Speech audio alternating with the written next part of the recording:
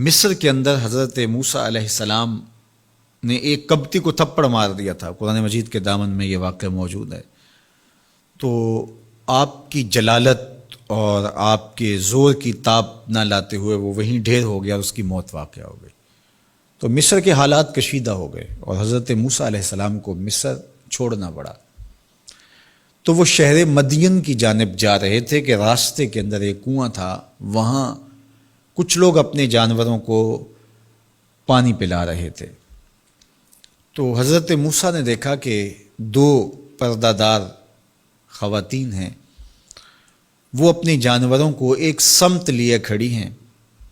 سمجھ گئے کہ مردوں کے ہجوم میں آنا نہیں چاہ رہی، ان کا حیا مانے ہے۔ تو آگے بڑھے اور ان کے جانور ہانکے اور ان کو سیراب کیا اور پھر ان کی جانب ہانک دیے۔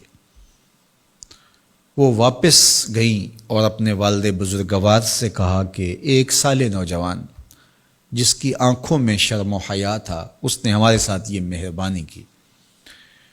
تو ان کے والد گرامی نے کہا کہ جاؤ اس کو بلا کے لاؤ۔ قرآن مجید میں اس کا ذکر کیا گیا۔ فجاءتہ احداہما تمشی علی استحیاء، ان میں سے ایک خاتون حیا میں سمٹی ہوئی حاضر ہوئی۔ اس نے کہا کہ ہمارے والد گرامی آپ کو بلاتے ہیں، آپ نے ہمارے ساتھ جو مہربانی کی ہے اس کا وہ اجر دینا چاہتے ہیں۔ تو حضرت موسیٰ علیہ السلام ان کے ساتھ چلے گئے، اور جب گئے تو یہ گھر تھا حضرت شعیب علیہ السلام کا، اور یہ صاحبزادیاں حضرت شعیب علیہ السلام کی تھیں۔ تو اس خاتون کا شرم و حیا کے ماحول میں حضرت موسیٰ علیہ السلام کو یہ کہنا اور چل کے اس انداز سے آنا، قرآن نے اس کی حکایت بیان کی ہے۔ تو خدا کو پسند ہے کوئی خاتون حیا کے ماحول میں آئے تو اللہ اس کی آمد کو اور اس کے آنے کو قرآن کا عنوان بنا دیتا ہے اور قرآن کی حکایت بنا دیتا ہے کہ جو خاتون حیا کے جوہر کی مالکہ ہو وہ اللہ کو کتنی اچھی لگتی ہے۔ اللہ اکبر۔ حضرت نبی اکرم صلی اللہ علیہ وآلہ وسلم کا فرمان حیا کے حوالے سے، الحیاء من الایمان، حیا ایمان سے ہے۔ تو جتنے بھی ایماندار لوگ ہیں وہ پھر حیا کے جوہر سے مزین ہوں گے، مالا مال ہوں گے۔ آپ دیکھ لیجئے سب سے بڑے ایماندار تو میرے اور آپ کے آقا مولا ہیں، اور حضور کمواری لڑکی سے زیادہ حیادار تھے۔ باقی حضور کے اصحاب دیکھ لیجئے، ان کا حیا اور حضور کی ازواج مطہرات کا حیا دیکھیے۔ ام المومنین حضرت عائشہ رضی اللہ تعالی عنہا فرماتی ہیں کہ حضور کا جب وصال ہوا اور حضور میرے حجرے میں دفن ہوئے تو میں جب حضور کی قبر انور پہ جاتی تو معمولی چادر اوڑھ کے چلی جاتی، اس خیال سے کہ میرے شوہر ہیں۔ پھر حضرت ابوبکر صدیق رضی اللہ تعالیٰ عنہ کا وصال ہوا تو وہ بھی ساتھ دفن ہو گئے، تو میں پھر بھی اسی حالت میں جاتی اور میں سوچتی کہ ایک میرا شوہر ہے اور دوسرا میرا والد ہے۔ کہا پھر حضرت عمر رضی اللہ تعالیٰ عنہ کا انتقال ہوا اور وہ بھی ساتھ مدفون ہوئے۔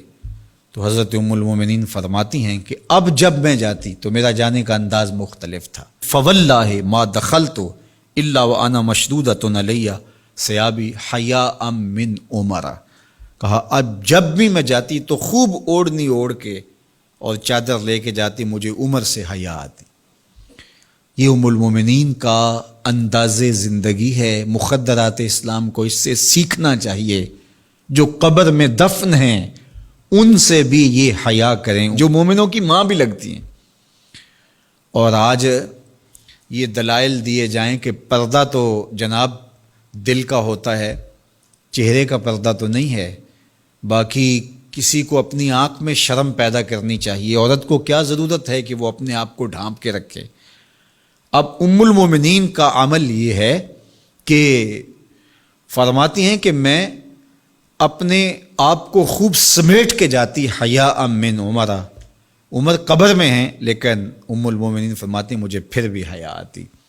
اور حضرت سیدہ طیبہ طاہرہ حضرت فاطمہ تو زہرا رضی اللہ تعالی عنہا نے کہا کہ عورت کے لیے بہترین پردہ یہ ہے کہ اس کو کوئی غیر مرد نہ دیکھے اور وہ غیر مرد کو نہ دیکھے۔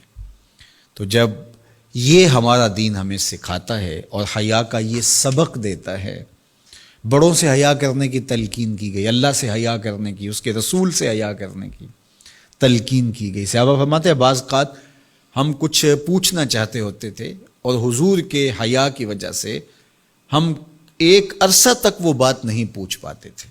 آج دادا کے سامنے بچے جس طرح بات کرتے ہیں اور جس طرح بچوں سے حیا کا جوہر ختم ہو گیا ہے اور اس کو وہ تہذیب نو کا کرشمہ سمجھتے ہیں اور جدید دور کی کرامت سمجھتے ہیں، یہ دور جدید کی کرامت نہیں ہے، یہ جاہلیت ہے۔ بڑوں کا احترام اور بڑوں کی عزت یہ زندگی کا جمال ہے۔